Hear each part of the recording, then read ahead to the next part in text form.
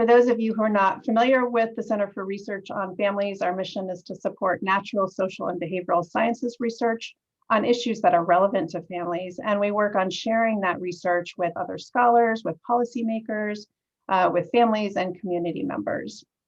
And the Tay Gavin Erickson lecture series is one of the most central parts of our mission. In this series, we invite nationally recognized experts to present their research. And then these experts meet with one of our family research scholars who have similar interests and provide consultation as they develop a major grant proposal to support their research. The lecture series began in 1999 through an endowment established in memory of Tay Gavin Erickson. And we're really grateful to Dorothy Gavin and her family for all of their generous support for this program. So our speaker today will be introduced by one of our family research scholars, Dr. Tara Mandalay-Walla. And so I will introduce Dr. Mandalay-Walla, and then she'll introduce Dr. Oyserman today. Dr. Tara Mandalay-Walla is an assistant professor in the Department of Psychological and Brain Sciences, and she studies the development of social cognition across human and non-human primates. She integrates methods from developmental and social psychology, behavioral endocrinology, and behavioral ecology to examine how the environment that someone grows up in then shapes their perceptions, beliefs, and biases about the world around them. And it's been so amazing to have Tara join our faculty. She's incredible. I can't say enough wonderful things about her, and it's been really amazing to work with her this year and watch her ideas develop. So her proposal, she actually had several proposals in the works, all focused on understanding more about children's beliefs about social mobility and how those beliefs are related to important outcomes in children. And this work has really important implications for developing interventions that might help low-income children better engage in poverty-reducing opportunities. So Tara has taken theory in developmental social cognition and applied it to address social inequities in a really important way. And she is in just the perfect position to do this work because she is intellectually sophisticated. She's a super clear thinker, and she has an incredible passion for social justice.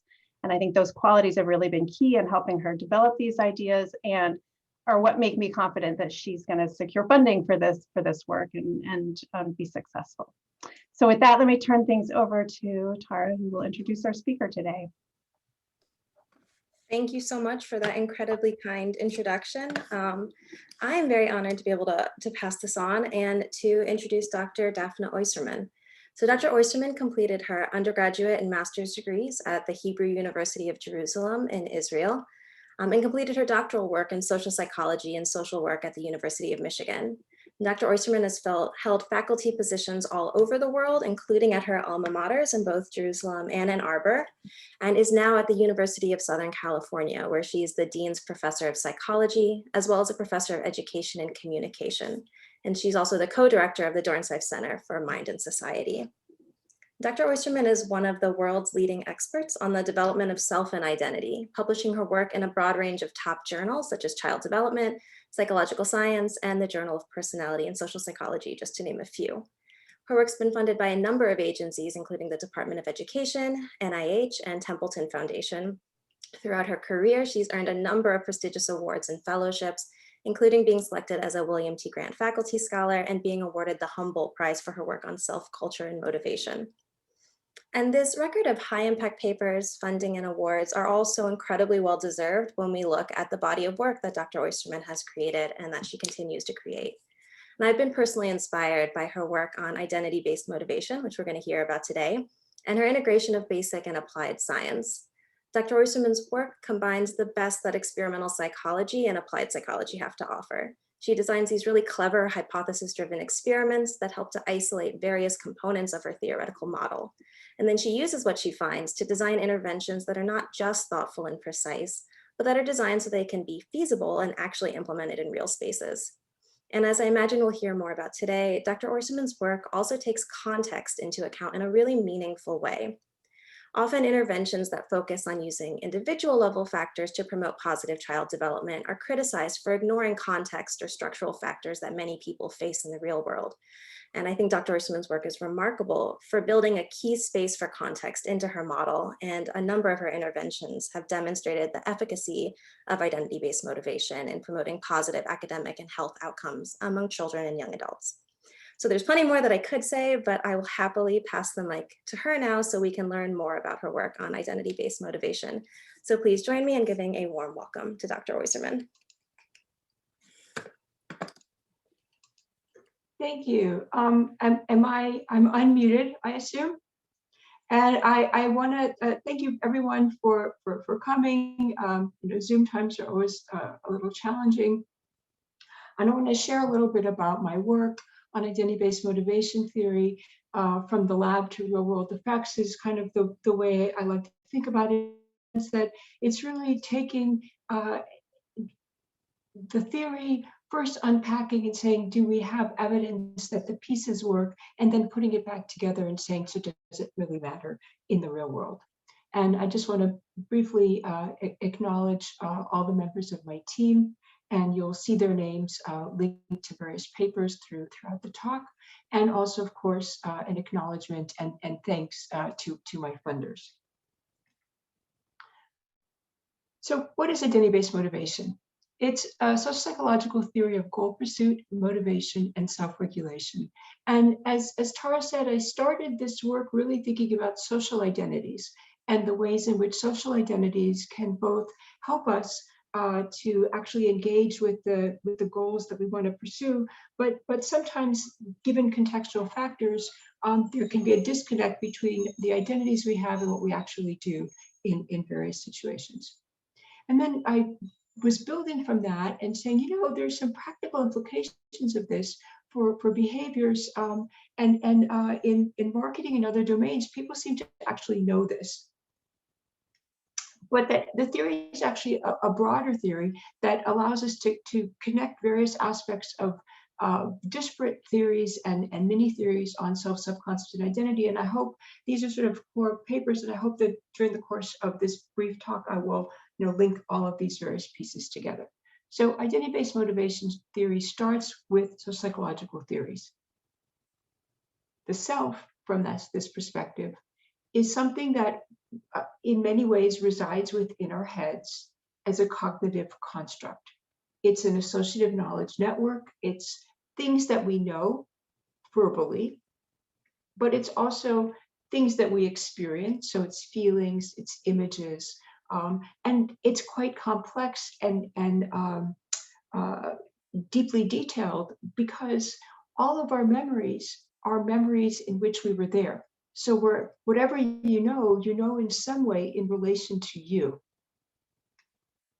So what comes to mind at the moment, given this wildly complicated and huge knowledge structure, depends on what's come to mind recently. So it's pulled from memory because it's been recently on your mind. What comes to mind typically, so what often comes to mind. And what makes sense in the context, something that I'll refer to as dynamic construction, and I'll give examples of that. Whatever that subset of everything that you know about yourself that's on the mind shapes readiness to act and makes sense of metacognitive experience, our experiences of ease and difficulty while thinking, and I'll give examples of that soon. Identity-based motivation theory translates these building blocks to the self. Because of this dynamic aspect, small changes in context can have important consequences for how we think about ourselves and what we do. So content, who it is I think I am now or could become, and action, what I'm doing now, whether I'm pursuing my goals or doing something else. And for the interpretations people make of their metacognitive experiences of ease and difficulty when thinking about themselves, when mentally simulating action, or actually taking action. But people, of course, don't experience themselves necessarily as dynamically constructed in context. They experience themselves as having a self, as knowing something about themselves, and as using that stable essence to make predictions about what they're going to like, what they will do, how others will respond to them. And identity-based motivation theory sees both dynamic construction and our blindness to it as design features, not flaws.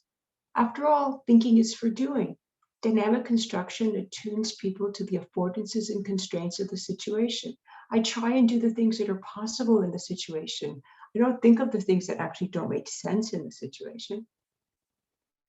So dynamic construction is very important. But at the same time, if people didn't experience themselves as having a sense of self, they wouldn't be able to make predictions or plans. They wouldn't be able to mentally simulate what might be and what could happen.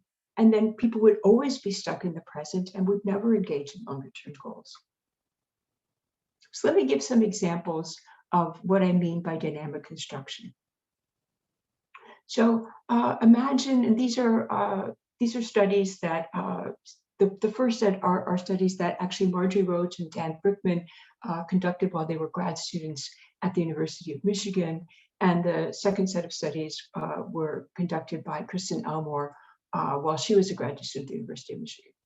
So imagine that you're a preschooler and you're given a maze to work on, and you work on the maze, and then you finish, and then you're shown another maze that another child did, and that child beat the pants off of you. And then you're offered to do another type of maze again. Is it motivating to see that another child did much better than you, or is it demotivating? As it turns out, whether it's motivating or demotivating depends on whether you got a cue that that other child shares with you the same gender. If you're a girl and a girl beat the pants off of you, that's motivating. If she can do it, so can I. If you're a boy, the same is true if it's a boy. But the reverse is not true. It's actually demotivating when a child of the other gender did. Now, I'm calling that dynamic construction because I'm not assuming that kids entered their preschool classroom with knowledge of whether boys do mazes or girls do mazes. They didn't have a sense of that. But what they did have a sense of is that they are girls or boys, and that it's relevant what people like me do, what people like me are good at. So finding out that a boy can do a maze is really motivating if I'm a boy. Kristen Elmore and I took this earlier work and said, so what does that look like in a classroom when you're in middle school? So if you're in middle school and you're in a classroom, most classrooms, as it turns out, girls are the ones who get the better grades. Girls are the ones who are in the advanced classes. Girls are the ones who are in student governments. Girls kind of run the show. So if you're a boy and you look around and you wonder, is school a girl thing or a boy thing? You're going to get some pretty clear signals that it's a boy thing. And we wondered if in fact, boys and girls are still dynamically constructing their identities. So could we still, at the 8th grade, not looking at 3 to 5-year-olds, but when you're looking at 8th graders, can we still provide them with subtle cues about what boys do and girls do? And would that change things? And we were particularly, of course, interested in boys, given that they're chronically being bombarded with these cues that school is not a boy thing. So what we did in these studies is we showed students bar graphs. So in one bar graph, you saw the amount of income that men earn, and in the other one, you see the amount of income that women earn. Other students didn't see income, they saw education. So they saw how far men go in school and how far women go in school. And we used real data from the census. These studies were done in Michigan, so it was Michigan census data. And our goal was to find something where, without making things up, but in the real world, men were outperforming women or women were outperforming men. And then in 2 other groups, we just provided information about the average income or the average educational attainment in the state of Michigan without mentioning gender. And we wondered if, just like the maze cue, that little cue about who's doing well in a domain of importance, would that actually energize students? Would boys seeing that men earn more money, would they think, school is for me, and actually work hard in school tasks and believe that they could go farther in school in the future? And that's what we found. So the first dependent variable, after they saw the graphs, and we just asked them, what are you seeing in this graph? And that was just a way to make sure they were paying attention, and they got it. Then the next thing we had is just open-ended questions to ask them to describe what they are expecting to be like in the coming year. And we coded to see if they had expectations about doing well in school and strategies to get there. And boys in the men succeed condition looked just as good as girls in all the other conditions. So instead of feeling like school is not for them, they thought that school was just as much for them as the girls did. When we gave them some math problems to work on that they hadn't yet learned how to do, and we said, you don't yet know how to do these, give it a try and solve these problems, they were just as engaged as the girls were.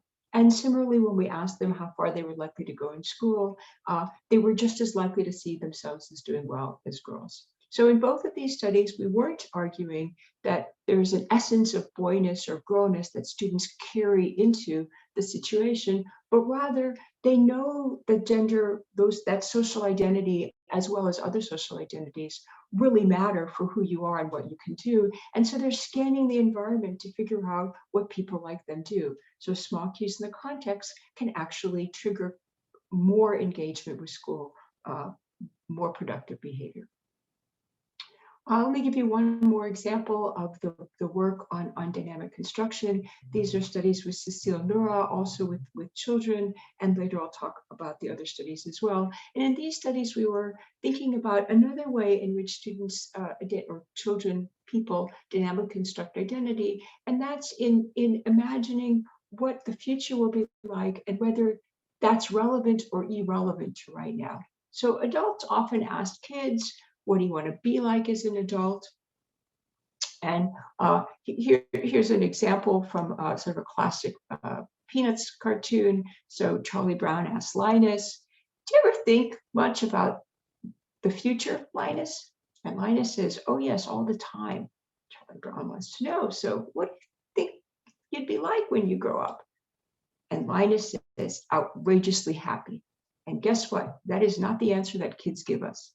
They know that when adults ask them, where do you want to be when you grow up, that adults want to know about jobs and careers. And in fact, even as young as, even young children who are in late elementary school, the vast majority of answers, in some samples up to 100%, talk about jobs and careers. They talk about the adult they're going to become, not in terms of being happy or feeling fulfilled, not even so much in terms of having families and so forth. They tell you about a job. The question is, does that then make you feel like you need to get going in school right now? And what we found first in correlational studies is, well, when students talk about their future self and say that they imagine that future and they can feel it, and it seems to them to be vivid and close and detailed, which if you think about the self as being a mental image, the closer an image is, the more detail you can see, those students actually were doing better in school. So then we said, all right, is that something that can be dynamically constructed? So we randomly divided students into groups. One group of students was asked to describe what they want to be when they grow up, but that what you want to be when you grow up was described as being in the near future. And in the other group, it was described as being in the far future. How old are you going to be when you're an adult? It's about 10 years away. So kids who are 10 to 12 talk about becoming a grown-up when they're somewhere in their early 20s. So that didn't change. It's not how far the future is in chronological years, but when you think about being an adult in the near future, then you actually engage more in schoolwork, which we measured by actually counting how many problems kids solved in a geometry task afterwards.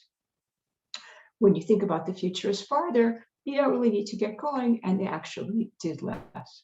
We tried another version of that. Instead of using a word near and far, since the self is also images, we basically showed them two circles that were either more overlapping or less overlapping, and told them that one circle represented themselves now and the other represented themselves as adults.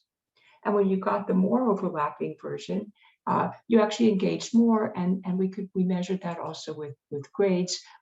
So up to 3 months later, students' grade point averages were better. It's not magic. It didn't last for a year. So a little problem like that can change how you engage a little bit. But if you want to really change that consistently over time, you have to do more than that. And I'll return to that in a moment.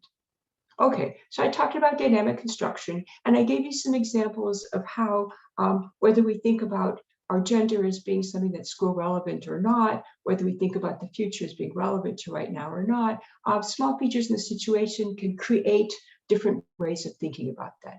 Now, the second piece that I talked about was how do we interpret our experiences of ease and difficulty? So there you are, you're sitting in the classroom, and it's not that easy. So does this difficulty mean that success is important for me? A difficulty is importance mindset? Or does this mean I'm probably wasting my time and I should switch my attention to something else? A difficulty is impossibility mindset. And this is, as you can see from the list of studies, this is a topic that we've continued to work on across a variety of different studies. I'll just give you some examples. One question we had is, when do people endorse more the idea that difficulty means importance? No pain, no gain, got to keep going.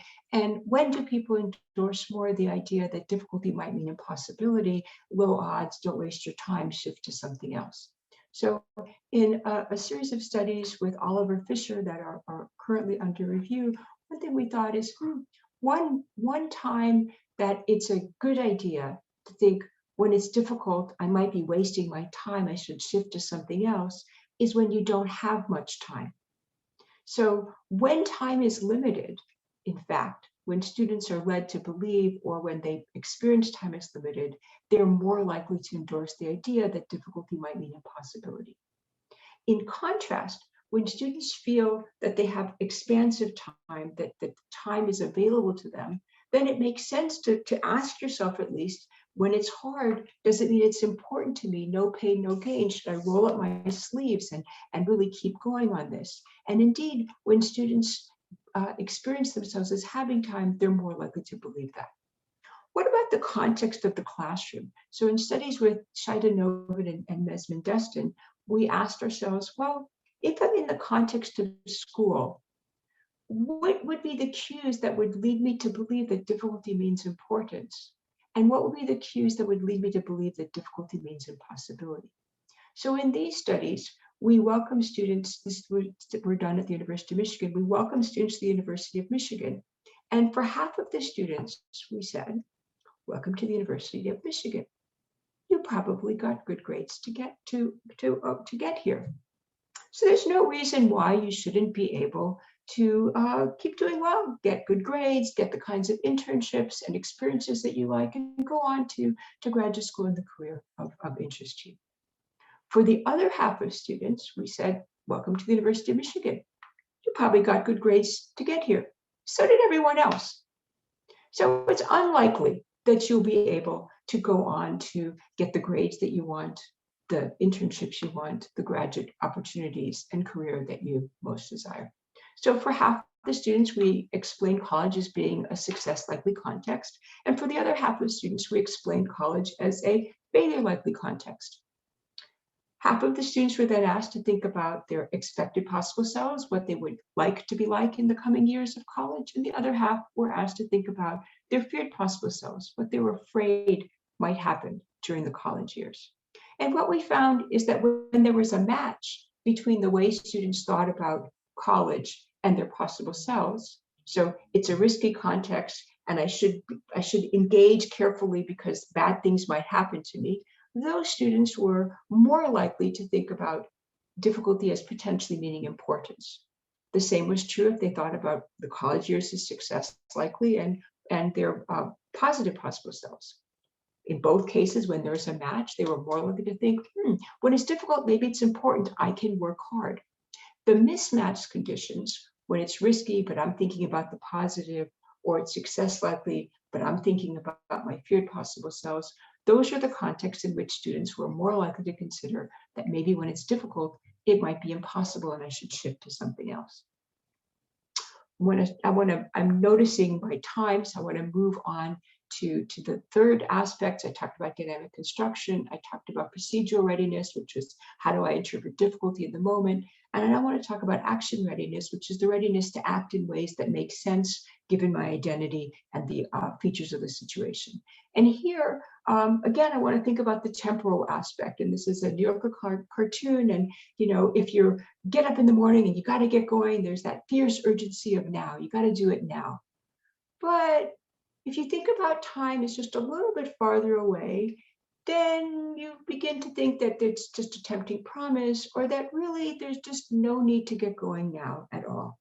So in these studies, some with Alicia Burbidge and some with Neil Lewis, we're really asking about that thing. Are we really like the ants who got going and worked hard now to have what we want in the future? Or are we more like the grasshopper who's just enjoying the present and doesn't really prepare for the future? So do I use my strategies now? Do I get going now? When I'm sitting in, when I'm thinking about class, do I read the material before class, take notes in class, or just show up and, skim a little bit and just arrive at class? When I'm thinking about my longer term goals, do I start saving now for my kids' college education, for my own retirement?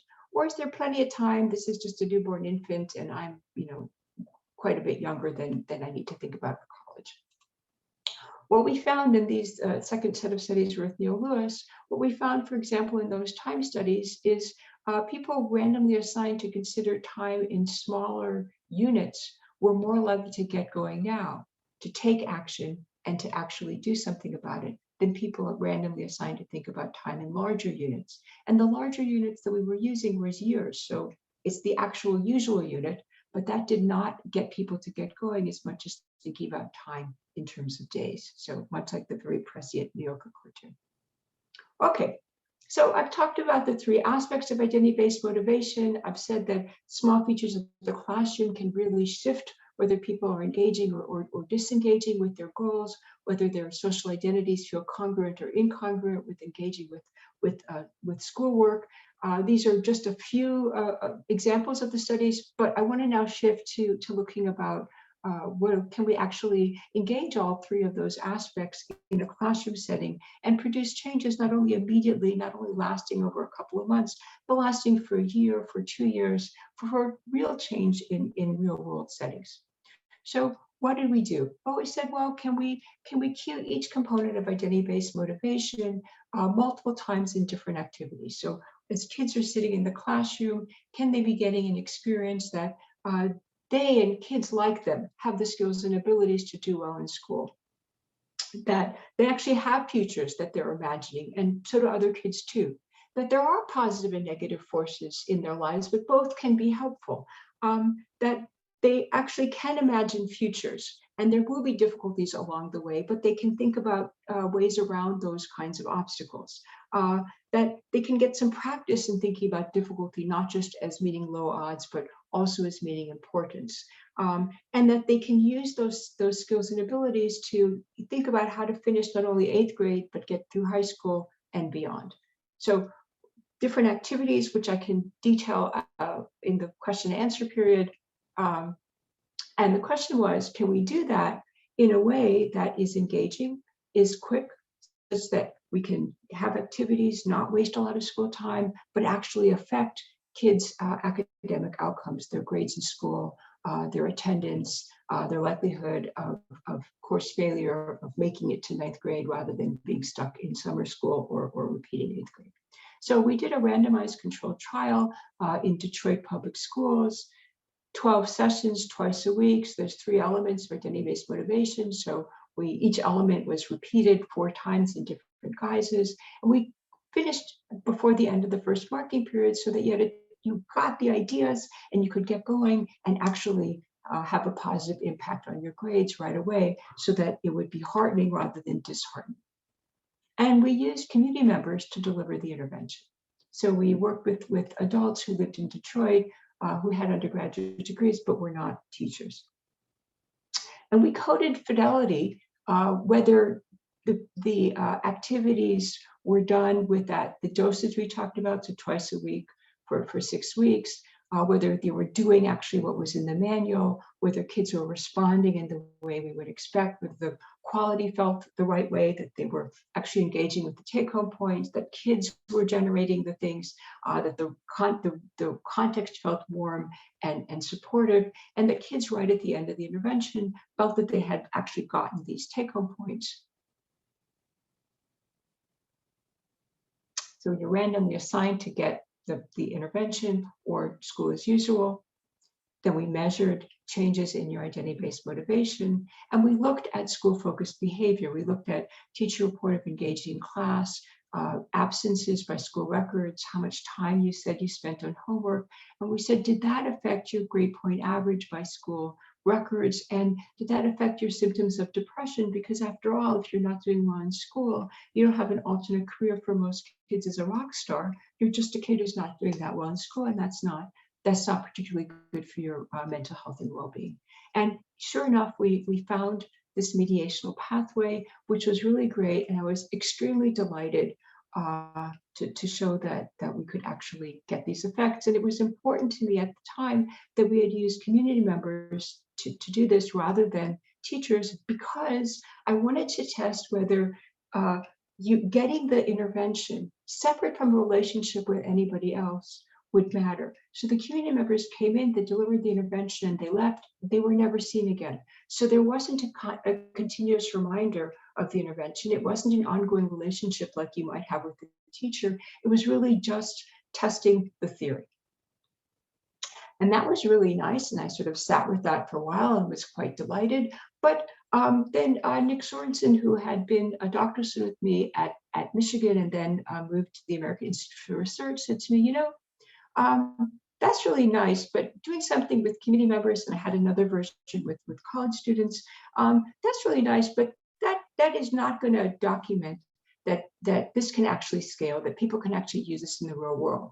And I said, well, why not? I mean, after all, these were not special people. I just gave them a week of training, and look, they could do it, and I could document that they did it by having these observers of the checklist. I said, no.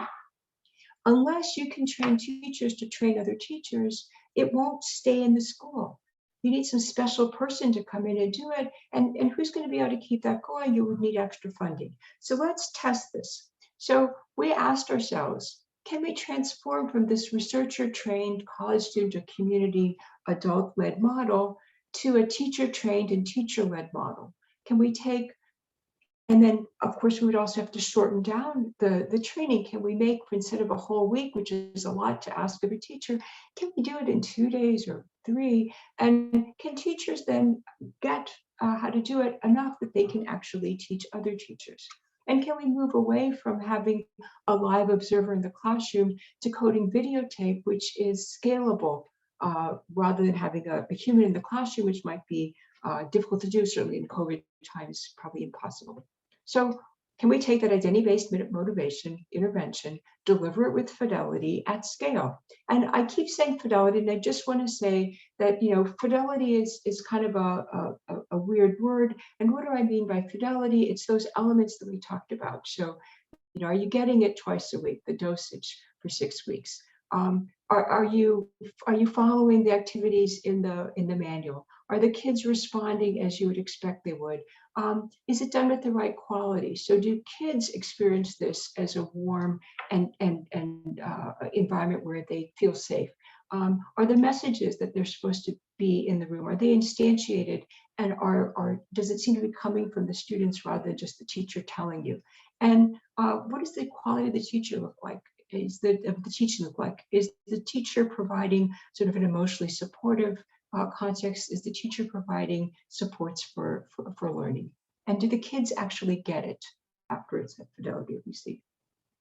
So we then said, all right, can we scale up and let's move out of Detroit so we're not focused only on one context, and can we test in another context in Chicago Public Schools? So in this scale, first set of the developmental scale up was about 1,100 eighth graders.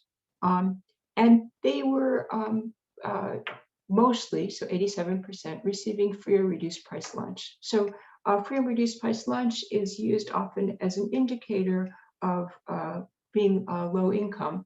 and it's an urban school, so they are majority minority, and in these schools, mostly with Latinx. The schools were defined as high poverty, which is a federal designation for schools that have at least 3/4 of the kids receiving free and reduced price lunch. So they were definitely, in that sense, high poverty schools. They were embedded in 40 classrooms, and each class had a little bit under 30 kids. And then after the 3-year developmental trial, we're currently funding to do a scale up, which is pooling schools so that, in a randomized way, so that our test will represent the district as a whole. In the first year, we had 1,800 kids, half in treatment and half in delayed treatment control. And that is about 40 classrooms in 20 schools. Approximately the same classroom size. These are just the size of the classrooms. You can see it's always a little bit under 30. We had COVID-19, which broke our end of year data collection and meant that last summer we couldn't do the next round, but we are planning to do the same thing in our second wave with again about 1,800 kids, and again about 20 schools and 40 classrooms. So let me show you the data until now. So the first question that we were asking ourselves when we do this scale up is, can we do this with fidelity? So we look to see how much fidelity is enough, that average of the, did you do it in the right way? Did kids respond in the right way? Did you do the right thing? And did kids actually get the messages that you wanted? Well, it turns out from the literature, and potentially this is not a huge surprise, but if you deliver with less than 60% fidelity, like if you get about a D, you probably aren't going to have the results that you're expecting to get. And if you have good results, it's probably not because you were doing what you said you were doing something else. But also interestingly, in the literature, when the person providing the intervention is not the researcher, but a real person in the real world, you're unlikely to get more than about 80% fidelity. So somewhere between 60 to 80% when we ask the question, are we actually able to train people to deliver the intervention at scale with fidelity? What we were really asking pragmatically is, can we get above 60, understanding that we probably won't get above 80? So what we find, and this is kind of a busy graph, so let me walk you through it, starting at the left. At the leftmost side is the first version that I did, and it was me training our teachers, and it was a 2-day training. And because that was like the quickest we could think of to do, and I then did weekly video support for them. And you can see that it's above the 60%, it's not hitting the 80%. Then the next sort of lime green bar after that is we worked together. The teachers who did the training the best the first round delivered as trainers in the second round, but we added an extra day. We did it for 3 days, and that looked like it was really quite the sweet spot. We really hit 80%. And then what you see in the next 3 colored bars is, as we added more teachers and the teachers led it themselves, as we took away the weekly support, that's the blue, or we added wildly more teachers to the training, we were still sticking at close to that 80% mark. So we seem to know how to train. So that looks really good. That was the first question. Can we even train? Looks like the answer to that is yes. Then the next question, does it matter? If I ask you as a teacher to do this in a certain way, does it matter? Does putting in the effort to actually deliver the intervention so that you get the take-home points, so that you do the activities, so that the kids are actually engaging, does it matter? Does it actually help their grades?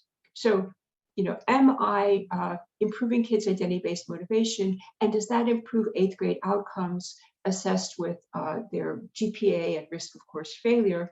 And does doing pathways better with more fidelity, does that produce the effect? Taking into account, of course, their past grades, so controlling for how the past might influence the present, and controlling for how the past might influence the identity-based motivation itself. So if I've been getting good grades, maybe it's easier for me to engage. If I've been getting worse grades, maybe it's harder for me to engage. Does pathways, doing it with fidelity, does that actually matter? And the answer is yes. happily. And this is, multi-level model. This is work with Casey O'Donnell, who's a current doctoral student and still in revise and resubmit. So hot off the presses. So this would be what the path model looks like. And sure enough, the worse you've been doing in the past, the worse your identity-based motivation would be. But when you get the intervention pathways delivered with fidelity, the better your identity-based motivation is. More identity-based motivation, less academic risk, and of course the past really matters. So I started with the question, is identity-based motivation a practical theory with implications for intervention? And I would say the evidence so far suggests that it is. And we're currently, as I mentioned, engaged with the Scale Up trial with Chicago Public Schools, but we're also just starting literally this summer, fingers crossed, with COVID, outside distancing and so forth, with the state of Nevada, partnering to reach most of the 8th graders in the state. So what are the take-home points so far? Well, identity-based motivation significantly improves core grades and reduces course failure over 2-year follow-up. So it's a practical theory. If I actually engage, not just to make you think in a dynamic construction way in the moment in a certain way, but if I actually teach you to have that chronically on your mind, it seems to actually matter. It changes kids' academic trajectory. And teachers within 2 or 3 days can be trained to deliver this intervention with fidelity from other teachers. And higher fidelity predicts better core course grades and reduces course failure. And the effects are mediated, as I showed you in that process model, by changes in identity-based motivation. So getting training right the first time matters, and teachers can lead. And as I said, part of the randomized controlled trials now are really to test at scale, and including moving into a different context, a rural context, so that we can really test, again, what might be limitations of the theory, what might be things that moderate it, but also once we're doing this larger scale, to begin to test something that we hadn't until now, which is to begin to document changes not only in my own head, but in the classroom norms. So in the situation in which I'm in. So ongoing and future directions, as I began to mention, where do difficulty mindsets come from? And this work is using network analysis, language, and culture studies. I'm happy to talk more about any of these things in the question period. To what extent are pathways effects driven by changes in classroom norms, what we do, how we think, how we engage? As I said, now we're finally getting to a big enough scale that we can really test that at scale. And can we bottle these active ingredients in an online platform, even though I have a personal preference for actually engaging with the teacher so that the interventions can be face-to-face and be carried over time in the ongoing relationship with the teacher? I'm cognizant of the fact that we would want to look at online platforms as well. And what about teachers' own difficulty mindsets for teaching and learning? Are they affected by learning to deliver pathways? And does that matter? So I want to thank everyone for listening to me and end with this slide. This was something that a teacher sent me after she was using difficulty mindsets and teaching pathways. She put this up as a Blackboard. So when it's hard, it doesn't mean that it's impossible. So I'm going to stop sharing my screen, and thank you very much for listening.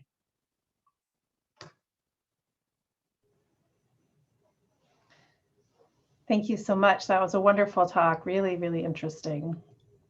So we have time for question and answer now. You are welcome to enter a question in the chat, or if you raise your hand, we can unmute you so you can ask your question. And I'm happy to. I mean, I personally am a slow typer, so if you just want to, the out loud is just fine. Yeah.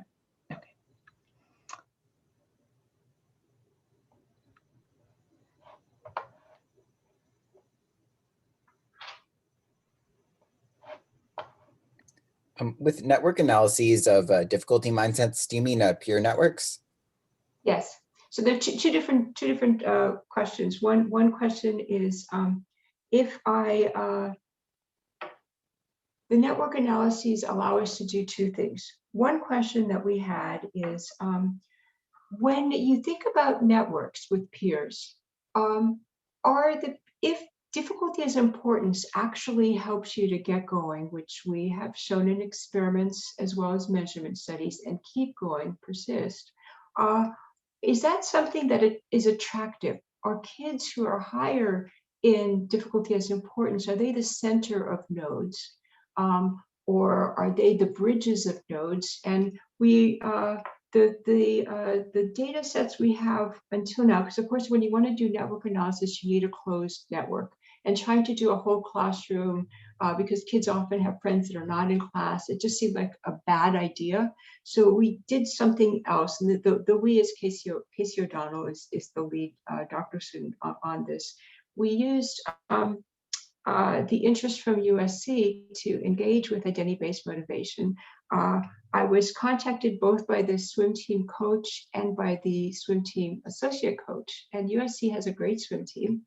And one was interested in how can we use this for the swimmers? And the other was interested in how can the swimmers use this, because they are coaching kids in the area around USC, teaching them how to swim and then teaching them how to engage not only so you don't drown, but also in swimming as a sport. And so we did network analysis with the swim team, which we have not yet completed the analysis for. But the reason that it's nice is that it's enumeratable, you know the full population. And also you have an outcome that's measurable because you know scores, you know changes over time and so forth. So that's a long answer. Yes, it's a peer network.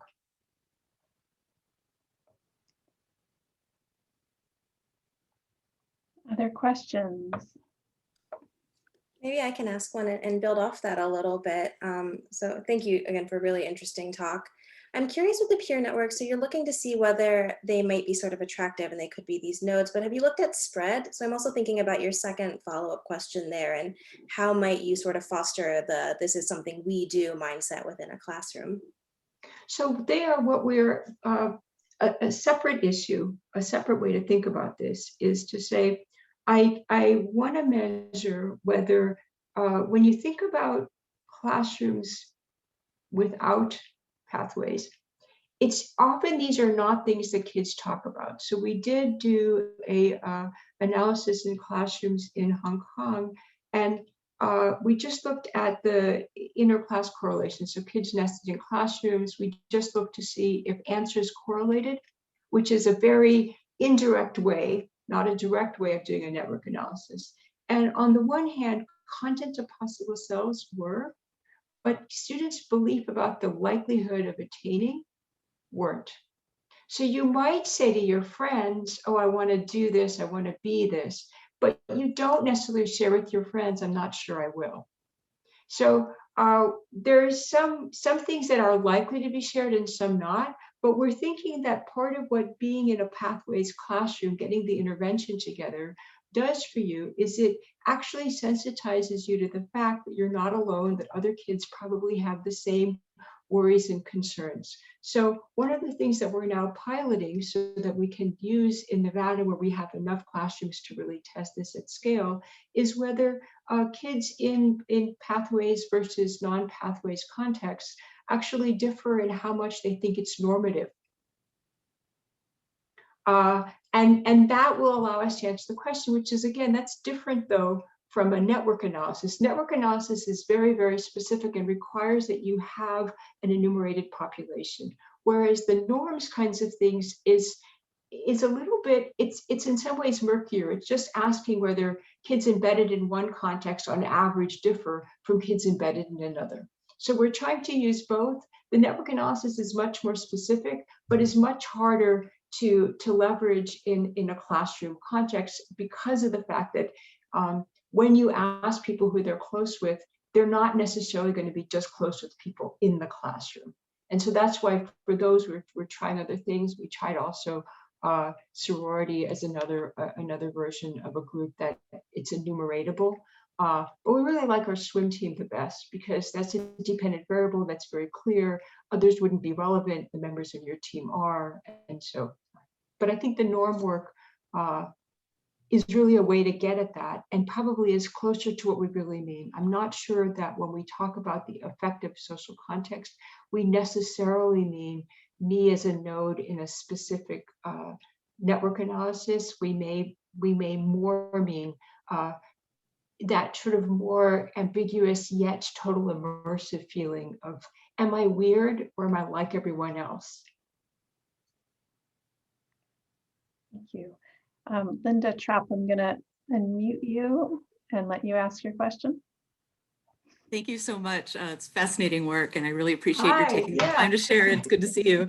I'm so fascinated in particular by the time in smaller increments and the self at now and adult overlap.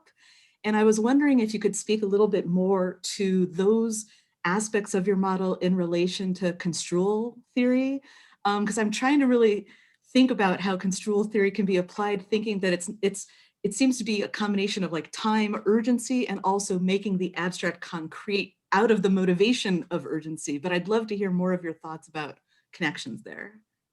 So that is a really complex connection issue.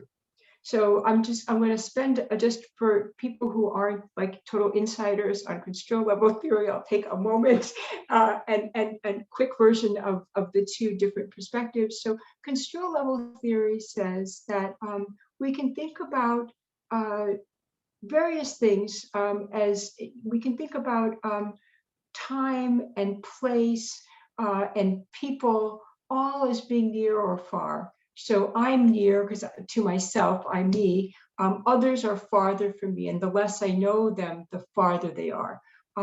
Geography, in my study here is a place, and the farther it is from that geographic place, the less clearly it's relevant to me. And the same for time. If it's right now, it's really relevant to me. The farther away in time it is, the less relevant it is to me.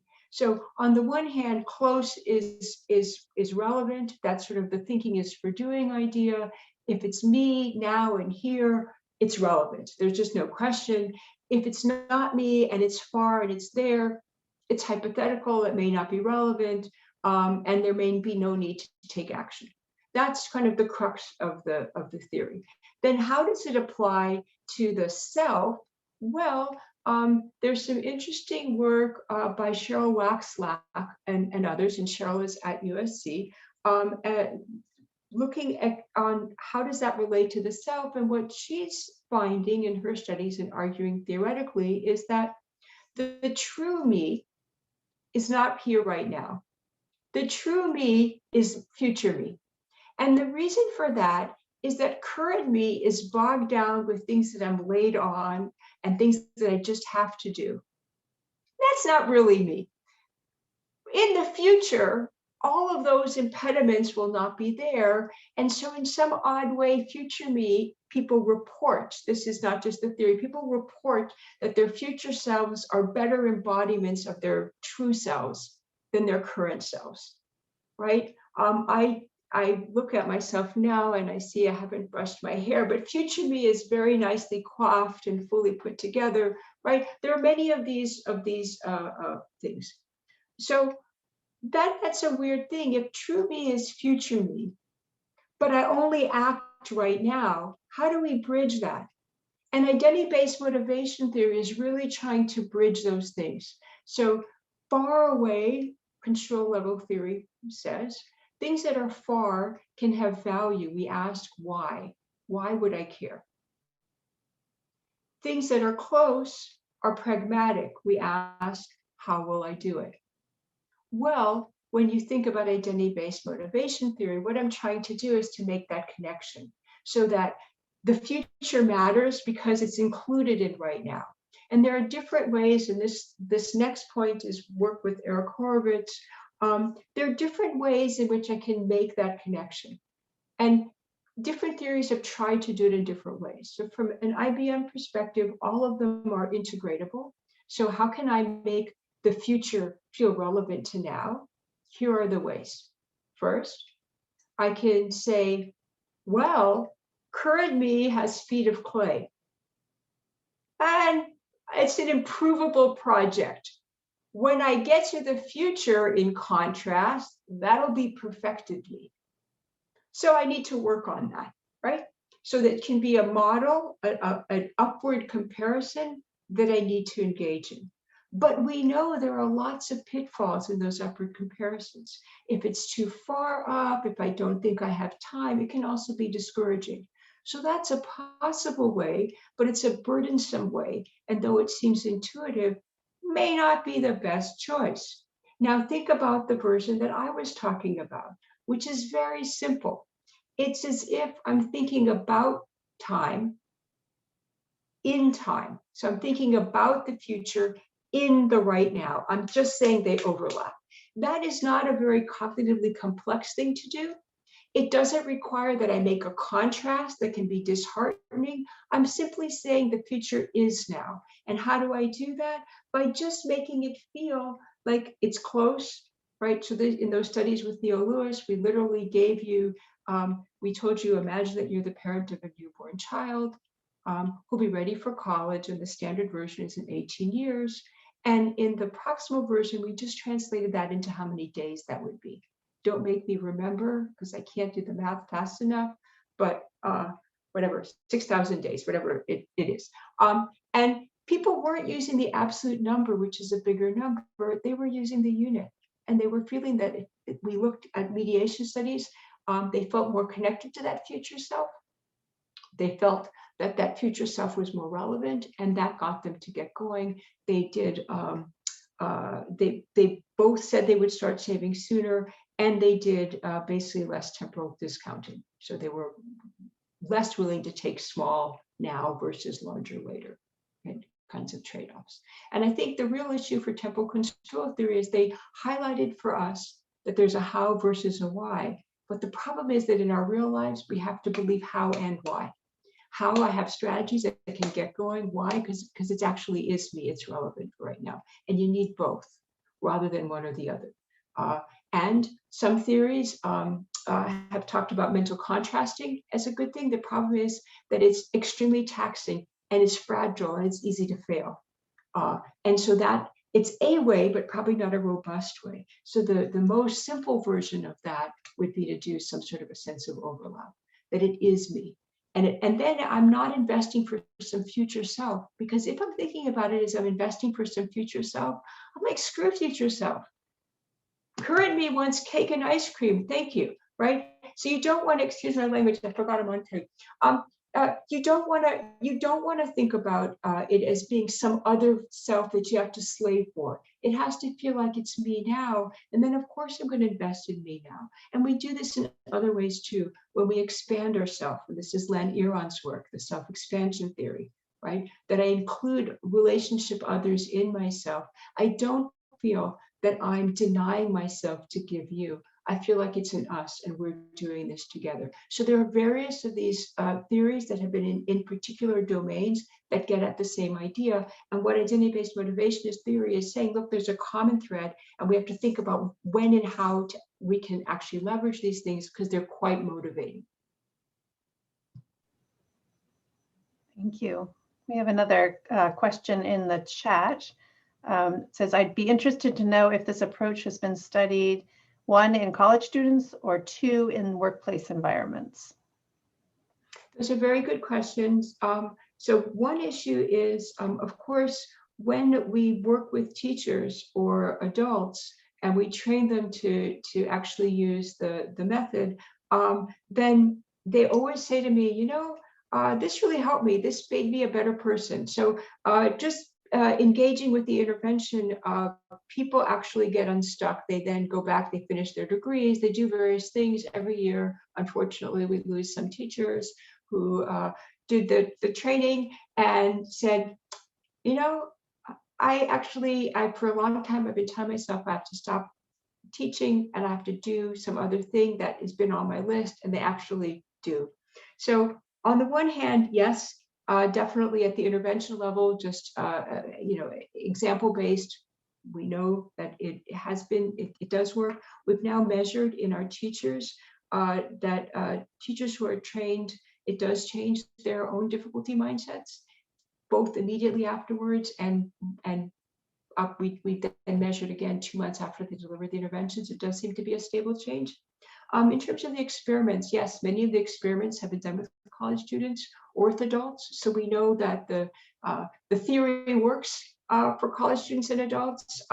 We know that in terms of immediate effects, and also that actually engaging in something that's meant to change. And the interesting thing, of course, when you're being trained with the intervention, I'm not trying to change you. I'm trying to give you skills so that you can work with your kids. But getting those skills actually does seem to change you. And that was not, that was not the direct point, but it does seem to have that spillover effect. We have time for one more question. Barbara Pearson, it looks like, is raising her hand. Let's see, let me unmute you. Okay, you are unmuted. Oh, Thank you. and then, Barbara. I hope I can Yes. come up with a coherent question. This is something that is very interesting to me in working sort of my outside of school thing of trying to encourage parents to make their children bilingual. And I used to say motivation, you needed motivation and opportunity, but I've come to think it's identity, that they have to identify themselves. The child has to identify his or herself as, I'm a bilingual, right? And I'm wondering about dosage. Okay, so you've mentioned it a little bit, and I'm just wondering if one of your wonderful students has done a nice little survey review of what kind of things, like things that does it help to give the child something, or the direct person, or to say something about the child in front of the child, that kind of thing, or how often does it have to be said? And the worst part is, how much does it take to undo an identity? That, like supposing they were in the wrong group the last time, and, and they come into your study thinking, oh, well, I can't do that. And how much does it take to undo it and still push it ahead?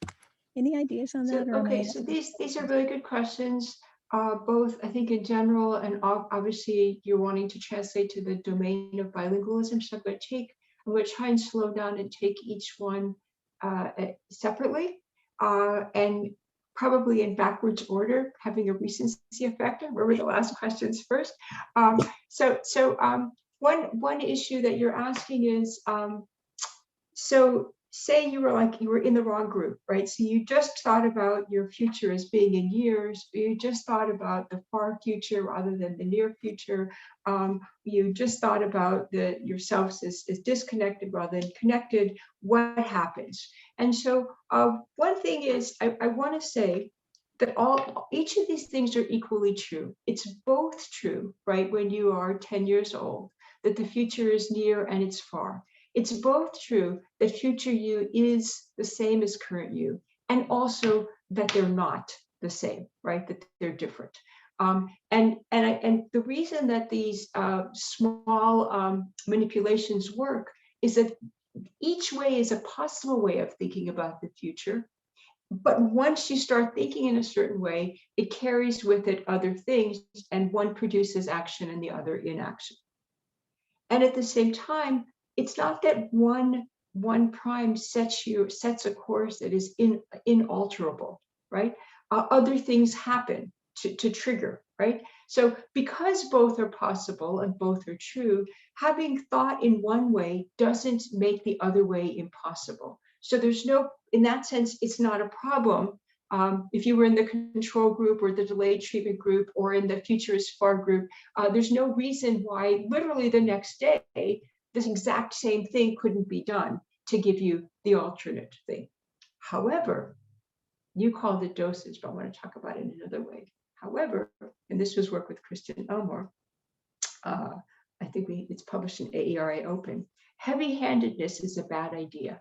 So when your mother or your teacher or your preacher scolds you, work hard in school, you'll never get to be that way version of things, or don't you know that when it's hard, it's important? Any of that heavy-handed thing does not work. So what we did in those studies is we showed that when you get the difficulty mindsets and it seems to fit, like it doesn't feel like it's a heavy-handed thing, I'm trying to convince you, then kids seem to include that in their mental representation. whichever one they got, the impossibility or the importance. When it was heavy-handed, what we got is as if kids were counter-arguing. What do you mean no pain, no gain? That's ridiculous. I can't do that. Or the reverse. What do you mean when it's difficult, it's impossible? Not for me. So when you get something heavy-handed, you're likely to counter-argue. And in the counter-arguing, because you're actively engaging, that actually may stick longer. Now, I wouldn't want to then recommend that parents or teachers say to kids, it's impossible for you. You should just quit, hoping that kids will counter-argue and do the opposite. But that is, in fact, a worry when teachers and well-minded others try and really make the point. And that was why when we were thinking about fidelity, one of the aspects was quality. And one of the elements of quality was that the take-home point has to not only be clearly instantiated, but it has to feel as if it emerged from the children and not being dictated by the instructor, by the teacher, by the community member. Because if we're thinking it, it's probably true. If you're just trying to convince me of it, I need to consider that, right? So I think each of these are actually quite important things, which is why we really work carefully with the teachers to make sure that they're getting how to do it, because some of these things are intuitive in terms of what good teaching looks like, but others are not. And when they're not, what you tend to revert to is, I'm just going to tell it to you. And that really does not work well. So now, what did I miss? One issue on dosage, I think it's enough. I guess I can do one more issue in terms of dosage. One thing that's also important to realize is that when I do an experiment, I'm just bringing something to mind, documenting that it must have been in your head because I couldn't bring it to mind. I'm not teaching you something. When I think about dosage, that's because I'm not wanting to document that something is in your head. I'm wanting to think about how to use actually learning, putting something in your head. What do we know about learning and memory? You don't learn in a one-shot deal.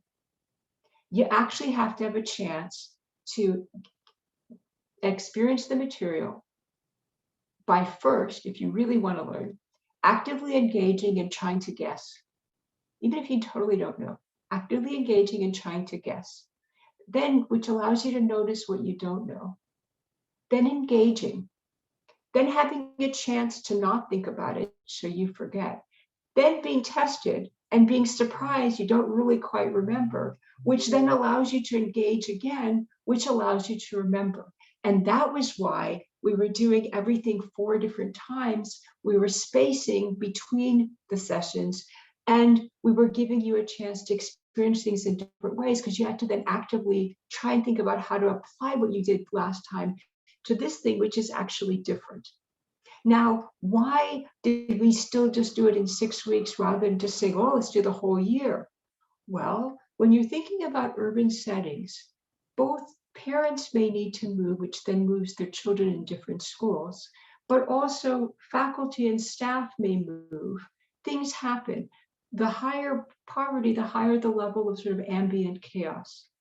And getting pathways, even though it occurs in a social context and it's convincing because it's in a social context, once you get it, it's portable wealth, it's in your head. So it has to happen actively enough and over enough time that you actually learn it. But then no matter what happens to you, no matter where you go, anything else, it's in your head. And so that was why that press between, make it as quick as possible, but also do the ways that we know about active learning actually looks like. So you'll remind me if I've forgotten any other elements. Okay. Thank you so much. That ends the formal part of our event. I think I may have seen one other person maybe who wanted to ask a question.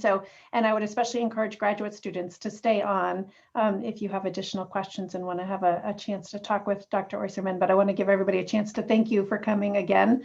It was a wonderful talk, so thank you. Thank you everyone for participating. And perhaps as people are exiting, I think Charles Desmond, did you have a question that you wanted to ask?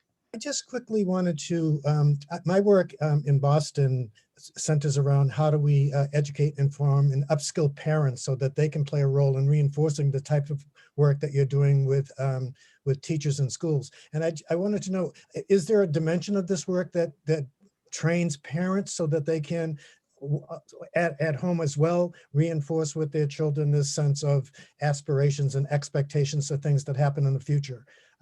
My work is focused a lot on children's savings accounts, and we've launched a universal children's savings account initiative in the state of Massachusetts. We've launched another one with the mayor of the city of Boston, savings accounts, thinking that these things would help orient a college-going culture in our community. So I'm just curious, you don't have to go at length, and I'm not trying to keep everybody online, but can you point me in the direction that would give me some tools and resources around the parental engagement? Sure. Yeah, so these are really good questions, and it's really important. I have a piece in Economics of Education Review explicitly linking college savings accounts to identity-based motivation. Okay. And I think college savings accounts are really interesting because the initial work was basically showing correlationally that if parents have savings accounts for their children, which is not all parents, and if the child mentally segments part of that money or all of it for college savings, then the children are more likely to go to college and finish college than you would expect. And it's particularly surprising because the amount of money in those accounts is very small, could hardly be the thing that was going to pay for college. So I thought this was really interesting. And I thought, well, why would that be? Well, it's basically from an identity-based motivation perspective, the following. As a parent, I'm telling my child, listen, you're the kind of kid who is worth investing in. So I'm putting money into a savings account. I'm saving for your future. If I'm the kind of kid who hears that message and understands that to be about the far future, what I hear my parents is saying is, you're college material. I'm scrimping and saving so that there will be financially the wherewithal. Oh, well, if my parent is knocking themselves out and doing when difficulty means importance for them and they're putting their money where their mouth is, maybe I should do my homework. Because it is so fun. It may not even be that interesting, but no pain, no gain. I should actually engage. And if they're doing it now, that means that college me isn't so far away. I guess now is relevant to future me. I should get going. So that's to me what would be happening. But what would work better would be if you actually actively made those links. So if you had reminders, so cards that other members of the family could be sending to your kid on their birthday saying, I'm thinking about, you're 7. I'm thinking about college, you only 11 more years. I put money into your college savings account so that you will have happy birthdays, not just this year, but for the rest of your life.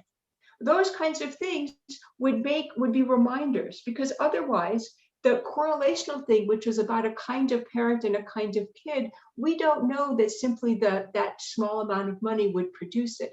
But we do know that if we create that ongoing sense, so you get the recency, it's recently on my mind, and it's practiced up so it becomes chronically on my mind, that ought to work. The studies that we did do, we looked at parent involvement with school. And this is a paper with Dan Brickman and Marjorie Rhodes, and it is in the Journal of Family Relations. And we looked at kids who were in the treatment group who got the intervention and kids who were in the control group who got school as usual. And we said, is parent involvement with school, which the literature suggests is associated with better outcomes, does being in the intervention, does getting pathways, does that actually in some ways substitute? So what does parent involvement with school do? Well, it tells kids, I think school is relevant to you. And so I'm investing, I'm showing up for parent teacher night. It's not necessarily like the most fun thing I can imagine doing, but I'm going to do this thing because it's an us thing to do and it's relevant to you. And so what would that look like if you were not in Pathways? That would mean that you're thinking to yourself, is school a thing that we care about? Well, I guess so, because my parents are showing up for school. They're asking me about my homework. They want to know who I'm, who I'm friends with in school. So school is a relevant domain for us. Now, if I'm in Pathways, I'm getting that also. So what I looked at is whether parent involvement with school is associated more strongly with kids' possible selves, with their academic outcomes in the control group than in the intervention group. And sure enough, that was the case. And Pathways basically takes kids with low parent involvement or average parent involvement up to half a standard deviation above the average involvement. It makes them all whole. So those activities produce in your mind what would require otherwise a high level of parent involvement to get. So it increases, in that sense, it's an equity increasing thing because it doesn't require that your parents can do things which they may not be able to do. Parents, I never forget when we were doing these studies, and it's in Detroit, and parents are really knocking themselves out, and we wanted to find out parent involvement with school. And I thought, well, I don't want to ask parents to call me on their dime. So I sent out phone cards that you could use, and there was like 120 minutes, but I only needed 10 minutes of your time, but I'm giving you something that's actually useful. So one dad talked to me, and his son was Chris, and I was asking him about, talking to your kid about school, being at parent events at school, knowing about their child's friends. And he paused, and we had figured out a time to talk because he worked nights. And he said to me, I have a job, and my job makes sure that Chris has a roof over his head. School is Chris's job. And if he's not doing well in school, I think the teacher's job is to fix that. And it was very poignant to me because there was a high level of faith in the educational system. And it really was, a reminder that, this guy really, he's knocking himself out. He's doing his part, and we all need to do our part. And that's really why I think, Pathways, or if it's a CSA that actually does those active links, those can actually help and work because they're all been allowing us to pull in the same direction. So yes, I think parent involvement would work. Let me just say that the original Pathways intervention in Detroit Public Schools did entail parent engagement components. So after the in-class part, the part that I've described to you, we then had 2 sessions in which we brought on the parents or whoever else was an adult in your life. And we did 2 things there. One is we had kids recoup for their parents what they had done, because not all kids actually talk to their parents. So we wanted to make sure that this was a structured context in which kids could do that. We wanted to have parents and kids consider jobs and careers. So parents don't want their kids to have jobs. They want their kids to have careers. Jobs is what parents often have. It's a thing that puts money on the table, but it's not necessarily the thing that you had dreamed of. And they want their kids to have the thing they had dreamed of.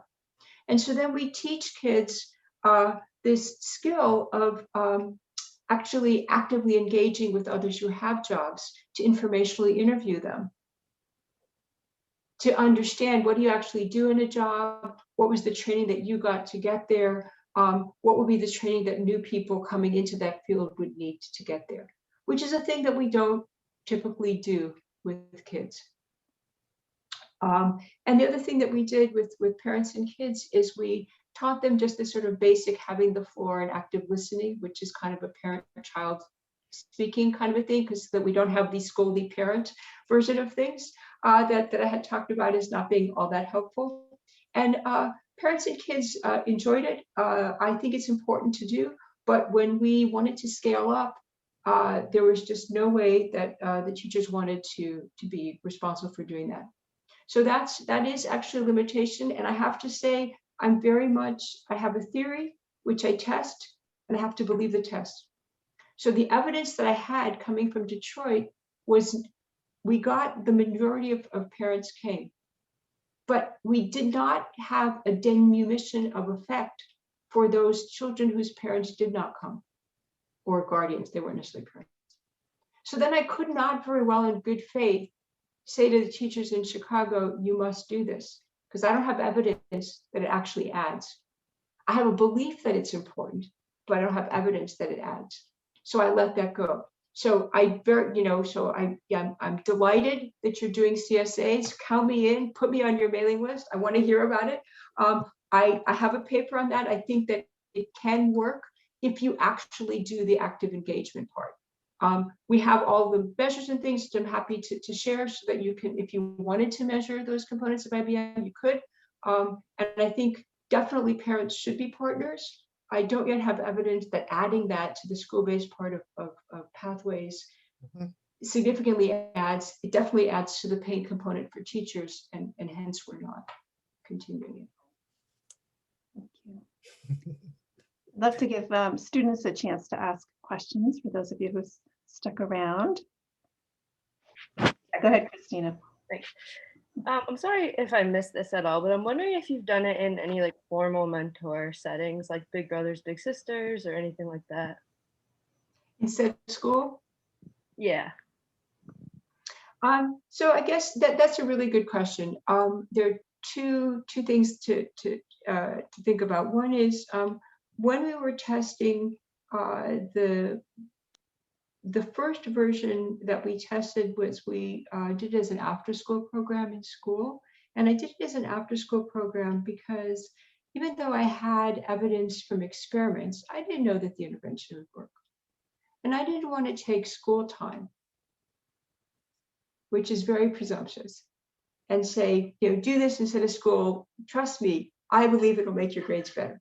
So we did it as an after-school program, and only once we documented that we were having effects as an after-school program, that it was increasing kids' engagement with school, increasing how worried and concerned they were about doing their schoolwork, did I then venture forth to say, okay, let's do it during the school day. When we think about after-school programs, the issue with after-school programs is often that it's very difficult to have stable engagement of kids. So you often say, well, here's my sample. Hundreds of kids come to my after-school program, except it's not always the same kids. They sort of come and they go. Or in many after-school programs, it's actually quite a small number of kids. And then it's very difficult for that to be the test, because you're just simply not having enough statistical power to know if something mattered. And so for those reasons, even though initially, as I'm looking at you, I have this like very vivid, I remember walking in Ann Arbor to various school places in the winter, in the snow, and talking to people who were excited to do it. And each time feeling like, we want to say no pain, no gain, and we don't want to say pain and no gain. And I felt like this would be wrong. It would be wrong to ask people to engage in the difficult process of measuring when in fact we would never be powered to find an effect if it was really there. So what I would say is, why did I write in the end the book has the manual there? It explains how to, what exactly are the things that we're doing? How exactly are we measuring if it works well? Because at some point people have to take it and use it. So I would say I have not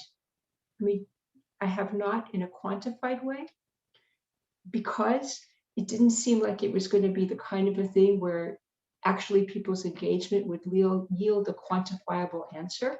But the fact that I can't test it as an experiment doesn't necessarily mean that it can't be used in those settings. One thing that we did try to do, which taught me that I knew what I was talking about when I thought it was not going to work as a quantitative thing, is we worked with a small business who delivered a digital-based version to after-school programs working in particular with boys and girls clubs. And what happened is that what boys and girls clubs instructors heard from us is, oh, you need this many sessions? Fine, we can do that. And they would do things like a marathon, 12 sessions in a long weekend, which is an experience. I'm sure kids had fun. They were exhilarated, but it's not something that you're going to remember afterwards, except that you'll remember that you did something and it was fun. So really getting it in that structured way, I think, is really hard in after-school settings. And in order for it to work in an after-school setting, what it seems to me is that you would really need to actually engage with the people who are the guides, the trainers, the after-school support staff in exactly how to do it. But then you would also have to look realistically at what does your program look like. If it's a drop-in kind of a thing, and you have whatever it is, 20 kids every Tuesday, but it's not the same 20 kids, what realistically is the thing that you can do? And then I think the thing that's more useful, this is a paper Andrew Dawson and I have, it's just out this year in the Journal of Experimental Education, JEE, where we took the ideas of identity-based motivation and said, how would that look like as an emotionally supportive, quality engaged context, rather than trying to do the activities. And I think realistically for an after-school program, that may be the better route, because if you don't have consistent kids showing up each time, then you can't really run something, even though 6 sessions twice a week may not seem like crazy. When the kids keep changing, yes, it is. And so then you have to say, well, let me distill the essence and let me see if I can use those in the formula. So I would suggest have a look at that paper. That might be a better route to go. Okay. Well, if there are no other questions, again, thank you so much, Dr. Oyserman. It was really interesting talk and really interesting answers to the questions. I learned as much, I think, during your the Q&A as I did during the talk, perhaps. So thank you so much. Thank you very much. And I have to say, my website has all the papers, so you can find things. I try and post things as I get them out, because I know it's very annoying if you can't find things. And I'm happy, if you later think of something, if you want to email, that's part of what we do. So I'm happy to type out answers on email. Thank you so much. Thank you very much.